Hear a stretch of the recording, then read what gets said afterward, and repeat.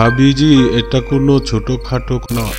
আরে আরে শান্তা। হ্যাঁ বুবু, মোমবাতিটা নিয়ে আয় তো, কারেন্ট চলে গেছে। হ্যাঁ বুবু, নিয়ে আসছি। দুঃখিত, আইপিএসটা খারাপ হয়ে গেছে। জি কোনো ব্যাপার না ভাবিজি। জি, আপনি তারপরে বলেন।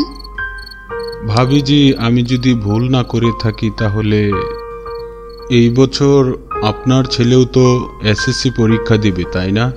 জি, এই বছরই পরীক্ষা দিবে সে। তাহলে আপনিই বলুন ভাবিজি, একটা ক্লাস 10-এ পড়া ছেলের কাছে এত টাকা কোত্থেকে এলো? 4,000 কোনো ছোটো মোটো অ্যামাউন্ট না ভাবিজি, বিশেষ করে একটা বাচ্চার জন্য।